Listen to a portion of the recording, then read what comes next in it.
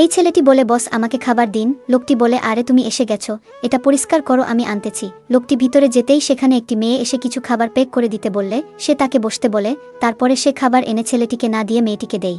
ছেলেটি ছিল তার হোটেলের রেগুলার কাস্টমার। ছেলেটি বলে, কি হলো, আমার খাবার কোথায়? লোকটি বলে, তোমার কথা আমি ভুলে গিয়েছি, আসলে সে কলেজের মেয়ে, তাই তাকে আগে ছেড়ে দিলাম। ছেলেটি বলে, আরে আমার হাতেও তো আর বেশি সময় নেই। সে বলে, আমি আনতেছি। এই বলে সে তাকে 30 মিনিট ধরে বসে রাখে এবং সবার পরে তাকে খাবার দিয়ে বলে, তুমি আমার রেগুলার কাস্টমার, তাই তোমাকে সবার চাইতে বেশি দিয়েছি। কিন্তু ছেলেটি লক্ষ্য করে দেখে অন্যদের থালে ভালো ভালো খাবার আর তার থালায় কিছু নষ্ট খাবার। তারপরে হোটেলের লোকটি আবার তার কাছে আসলে ছেলেটি বলে, মেয়েটি কি তোমার পরিচিত ছিল?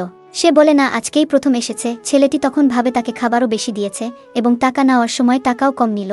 দেখি আমাকে থেকে কত চাই। তারপরে সে টাকা দেওয়ার সময় লোকটি বলে, এখন আর লাভ হয় না, তাই 5-10 টাকা ধরে দাও। ছেলেটি তাকে 10 টাকা বেশি দিয়ে চলে আসে। 1 মাসে পরে ছেলেটি হেঁটে যেতে লোকটি তাকে খাবার খাওয়ার জন্য ডাক দিলে ছেলেটি না বলে চলে যায়। বেশিরভাগ ক্ষেত্রেই পরিচিত মানুষ দেখলেই সব দোকানদারি ঠকানোর চেষ্টা করে, তাই কিছু খাওয়া বা কেনার ক্ষেত্রে সাবধানতা অবলম্বন করাই ভালো।